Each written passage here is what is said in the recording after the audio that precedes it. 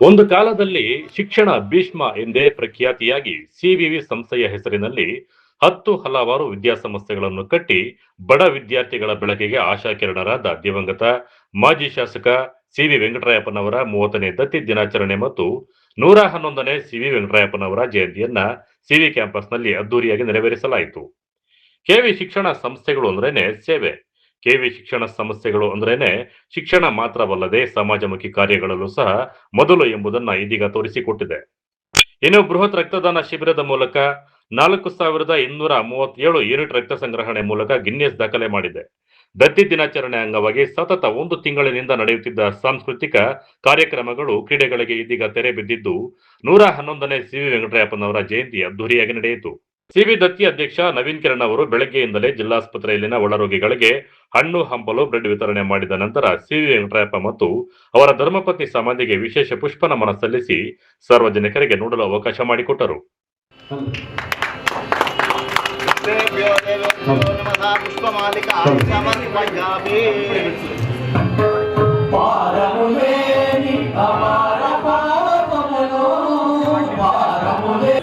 PU college 9ನೇ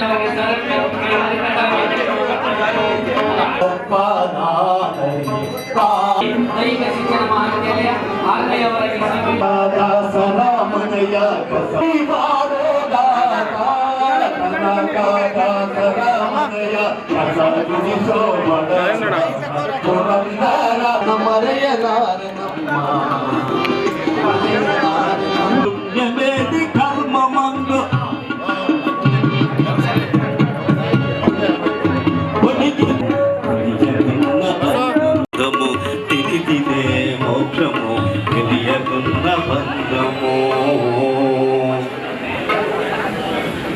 6ನೇ ನಮ್ಮ ಎಲ್ಲ ಕಾರ್ಯಕ್ರಮಗಳನ್ನು ನೋಡ್ತಾ ಇರೋ ರೀತಿಯಲ್ಲಿ ಅದನ್ನು ರೂಪುಗೊಳಿಸಿರ್ತಕ್ಕಂಥದ್ದು ಷಣ್ಮುಗಂ ಅವರು.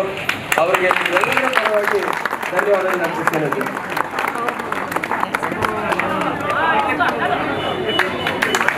ಧನ್ಯವಾದಗಳು ಸರ್. ಆರಂಭದಲ್ಲಿ ಭಗವದ್ಗೀತಾ ಪಠಣ.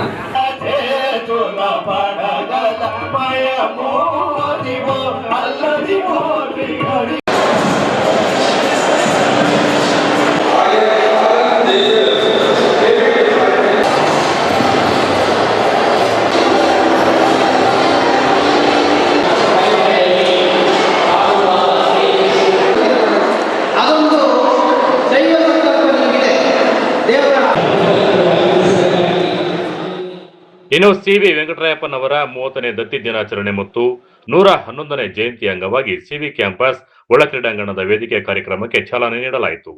ಈ ವೇಳೆ ದತ್ತಿ ದಿನಾಚರಣೆಗೆ ಆಗಮಿಸಿದ ಜಿಲ್ಲೆಯ ಮತ್ತು ತಾಲೂಕಿನ ವಿವಿಧ ಗಣ್ಯರಿಗೆ ಸಿವಿ ದತ್ತಿ ಅಧ್ಯಕ್ಷ ನವೀನ್ ಕಿರಣ್ ನೆನಪಿನ ಕಾಣಿಕೆ ಕೊಟ್ಟು ಸನ್ಮಾನಿಸಿ ಕಾರ್ಯಕ್ರಮವನ್ನು ಅಚ್ಚುಕಟ್ಟಾಗಿ ಬಂದಿದ್ದಕ್ಕೆ ಮತ್ತು ಸಹಕಾರ ಕೊಟ್ಟ ಎಲ್ಲರಿಗೂ ನವೀನ್ ಕಿರಣ್ ಅವರು ಕೃತಜ್ಞತೆಗಳನ್ನು ತಿಳಿಸಿದರು.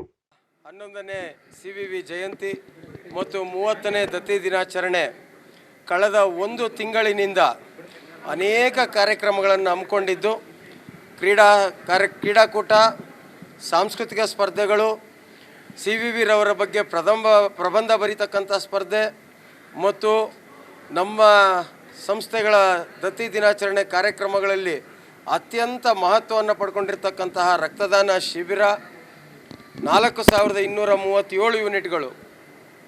ಇದರ ಎಲ್ಲದ ಕಾರ್ಯಕ್ರಮಗಳ ಮುಕ್ತಾಯ ಸಮಾರಂಭ ಅಂತ ಹೇಳಿದ್ರೆ ತಪ್ಪಾಗಲಾರ್ದು. ಇವತ್ತು 30ನೇ ತಾರೀಕು ಸಿವಿ ವೆಂಕಟರಾಯಪ್ಪನವರ ಹುಟ್ಟುಹಬ್ಬ.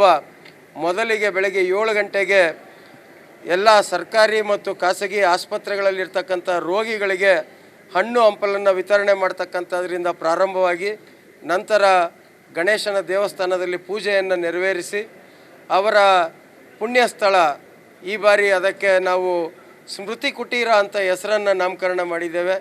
ಆ ಸ್ಮೃತಿ ಕುಟೀರದಲ್ಲಿ ಇವತ್ತು ವಿಶೇಷವಾಗಿ ನಮ್ಮ ಪ್ರಧಾನ ಪೋಷಕಿಯಾಗಿದ್ದಂತಹ ಶ್ರೀಮತಿ ಸಿ ವಿ ಕಮಲಮ್ಮರವರ ಪುತ್ಥಳಿ ಅನಾವರಣ ಕಾರ್ಯಕ್ರಮ ಸಹ ಆಯಿತು.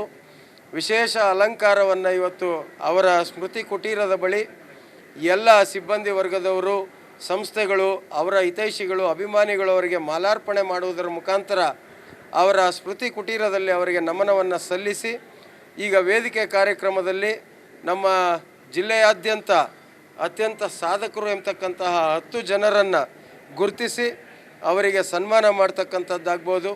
ಅದಾದ ನಂತರ ನಮ್ಮ ಒಂದು ದತ್ತಿ ದಿನಾಚರಣೆಯಲ್ಲಿ ಸಿಬ್ಬಂದಿ ವರ್ಗದವರು ಯಾರ್ಯಾರು ನಿವೃತ್ತಿ ಆಗಿರ್ತಾರೆ ಅಥವಾ ಅಕಾಲಿಕ ನಿಧನ ಹೊಂದಿರ್ತಾರೆ ಅವರಿಗೆ ಸನ್ಮಾನವನ್ನು ಮಾಡಿ, ಮಾಧ್ಯಮದ ಮಿತ್ರರಿಗೆ ನಡೆದಂತಹ ಕ್ರೀಡಾಕೂಟದ ಬಹುಮಾನ ವಿತರಣೆ ಮತ್ತು ನೆನಪಿನ ಕಾಣಿಕೆಯನ್ನು ಕೊಡ್ತಕ್ಕಂಥದ್ದು, ನಮ್ಮ ದತ್ತಿಯ ಎಲ್ಲ ಸದಸ್ಯರಿಗೆ ನೆನಪಿನ ಕಾಣಿಕೆಯನ್ನು ಕೊಡ್ತಕ್ಕಂಥದ್ದು. ಮೊದಲನೇದು ಪ್ರತಿ ವರ್ಷವೂ ವಿಶೇಷನೇ, ನಮಗೆ ಯಾವ ವರ್ಷವೂ ಕಮ್ಮಿ ಅಂತಲ್ಲ. ಯಾವುದೇ ಒಂದು ಕೆಲಸ ಆಗಲಿ ಕಳೆದ ಬಾರಿಗಿಂತಲೂ ಈ ಬಾರಿ ಹೆಚ್ಚು ಮಾಡಬೇಕು ಅನ್ನೋದು ನಮ್ಮ ಉದ್ದೇಶ ಅಷ್ಟೇನೆ. ಅದು ಕ್ರೀಡೆ ಆಗಿರ್ಬೋದು, ಸಾಂಸ್ಕೃತಿಕ ಚಟುವಟಿಕೆ ಆಗಿರ್ಬೋದು, ರಕ್ತದಾನ ಆಗಿರ್ಬೋದು, ಮತ್ತು ಈ ವೇದಿಕೆ ಮೇಲೆ ನಡೀತಕ್ಕಂತಹ ಸಾಂಸ್ಕೃತಿಕ ಕಾರ್ಯಕ್ರಮಗಳಾಗ್ಬೋದು, ಸನ್ಮಾನಿತರಾಗ್ಬೋದು. ಕಳೆದ ವರ್ಷ ಏನು ಮಾಡಿದ್ವಿ ಅದಕ್ಕಿಂತಲೂ ಒಂದು ಪಟ್ಟು ಜಾಸ್ತಿ ಮಾಡ್ತಕ್ಕಂಥದ್ದು ನಮ್ಮ ಮೂಲ ಉದ್ದೇಶ ಇರ್ತದೆ. ಇನ್ನು 1 ತಿಂಗಳಿನಿಂದ ಸಿವಿವಿ ಸಿಬ್ಬಂದಿಗೆ ನಡೆದ ಸಾಂಸ್ಕೃತಿಕ ಕಾರ್ಯಕ್ರಮವು ಕ್ರೀಡಾ ಸ್ಪರ್ಧೆಗಳಲ್ಲಿ ವಿಜೇತರಾದವರಿಗೆ ಬಹುಮಾನ ವಿತರಿಸಿದರು. ಹಾಗೇನೇ ಕಾರ್ಯಕ್ರಮದಲ್ಲಿ ವಿದ್ಯಾರ್ಥಿಗಳು ನೃತ್ಯಗಳನ್ನು ಮಾಡಿ ಗಮನ ಸೆಳೆದರು. ಕ್ಯಾಮರಾ ಪರ್ಸನ್ ಪ್ರವೀಣ್ ಜೊತೆ ಕಳವಾರ ಅರುಣ್, MMT ನ್ಯೂಸ್, ಚಿಕ್ಕಬಳ್ಳಾಪುರ.